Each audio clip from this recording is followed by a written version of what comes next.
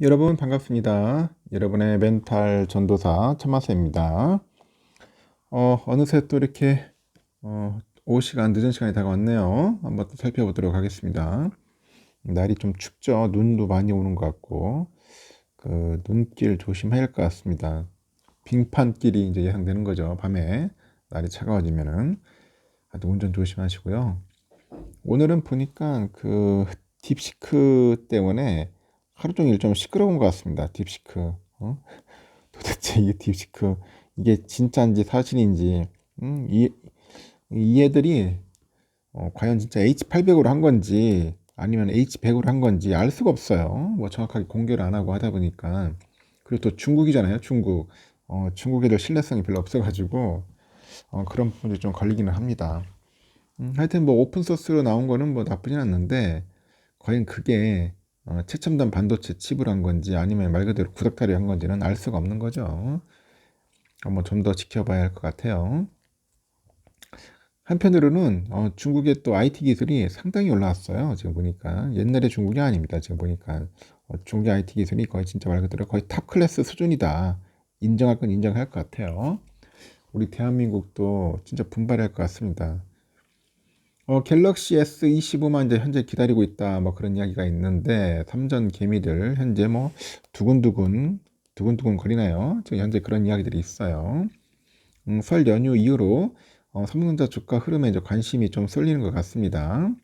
올 1분기 전통 메모리 반도체 업황 그 둔화를 보완해 줄 이 새로운 그 스마트폰 시리즈 갤럭시 S25가 이제 본격적인 판매를 시작하면서 관심이 이제 쏠리는 거죠. 다만 전문가들은 스마트폰 사업의 경우에는 이 수익성 그 하락의 압박을 완화하는 성격이 강해가지고 결국은 HBM에서 의미 있는 체질 개선이 발생해야 한다. 그래야지 본격적인 주가 반등이 나설 것이다. 이렇게 이야기를 하는 거예요. 응? 뭐 스마트폰 뭐 많이 판다고 해가지고 얼마나 팔겠냐, 얼마나 큰 수익을 얻겠냐 하는 건데 결국은 HBM이다. HBM을 많이 팔아야 한다. 그런 이야기입니다. 삼성은 지난주 마지막 거래일인 24일 주가가 전일 대비 보합권인 53,700원을 기록을 했어요. 53,700원을 기록을 하면서 장을 마쳤는데 지난 23일 새 스마트폰 시리즈인 갤럭시 S25 발표 이후로 이 거래일 연속 상승세를 타지는 못했습니다. 상승세를 타지는 못했다. 왜 그런지 모르겠어요. 그러니까 효과가 없는 건지 하여튼 발표는 했는데 아직까지 상승하지 못했고 삼성이 최근의 주가 흐름은 지지부진하죠. 연초 이후 0.56% 오르는데 그쳤습니다. 그쳤고요.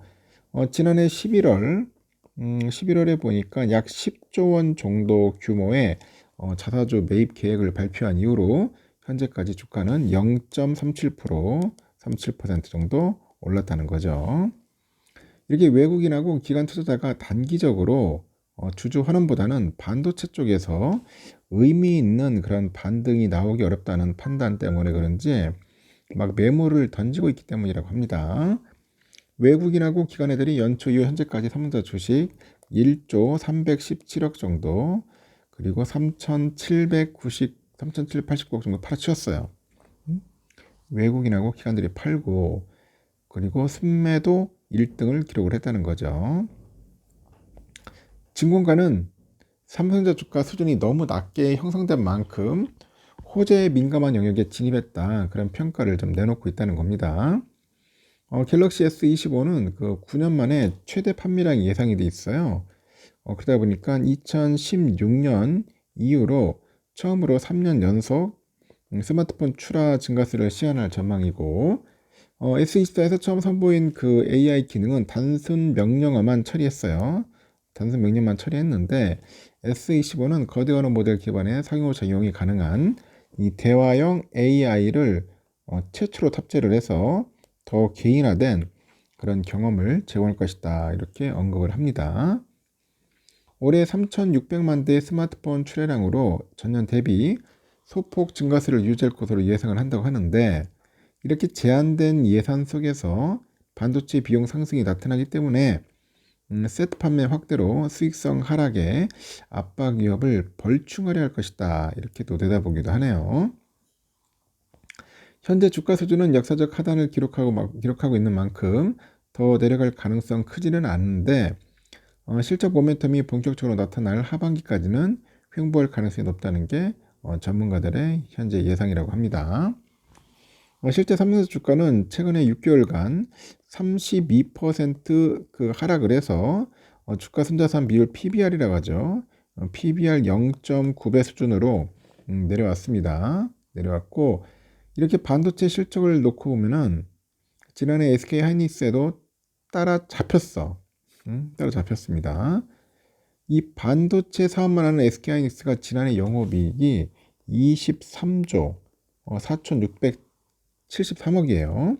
그래가지고 이 15조 원대로 추정되는 삼성전자 디바이스 솔루션 DS 부분의 영업이익을 처음으로 추월한 거죠. 추월을 했다는 겁니다. 이 사이에 하이닉스의 시가총액은 160조 원이죠. 160조 원으로 삼성전자의 그 50% 수준까지 이제 커진 거예요. SK 하이닉스 시총은 2022년 말에는 삼성전자의 16%에 이제 불과한 거죠. 삼성전자 올 1분기 영업이익은 반도체 쪽에 실적이 추가적으로 악화될 것으로 예상이 되는데 갤럭시 S25 판매 효과에 힘입어서 직전 분기와 뭔가 유사한 영업이익을 낼 것으로 본다고 합니다. 그래서 범용 메모리 업황 부진이 지속될 것이라는 점에서 연간 실적 저점은 2분기가 되지 않겠냐 그렇게 관측하는 증권사 연구원도 있고요. 그리고 또 다른 연구원은 올해 삼성전자 실적과 주가는 전통 메모리에서 수요가 급반전되기는 무리가 있기 때문에 결국은 HBM의 시장의 성과가 매우 중요하다. HBM 늘 이야기하죠. HBM에서 중요하다. 올 3분기로 예상되는 주요 미국 고객사와의 HBM3 12단 판매 확대가 이루어지지 못한다면은 경쟁사 대비 불리한 구도가 지속될 가능성이 높다. 이렇게 또 언급을 합니다. 그래서 HBM이 상당히 중요한 것 같아.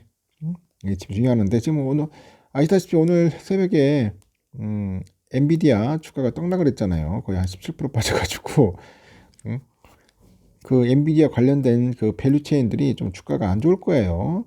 오늘 그 밤에 또 올라가야 하는데 얼마나 크게 올라올지 모르겠습니다. 한 3% 내외는 오르지 않겠나 보고 있는데 확실히 또 반등을 해가지고 다시 원위치 가지 않는 이상 만약에 떨어지고 있으면은 우리 금요일날 장이 좀 또 초토화되지 않을까 하는 생각을 해보네요.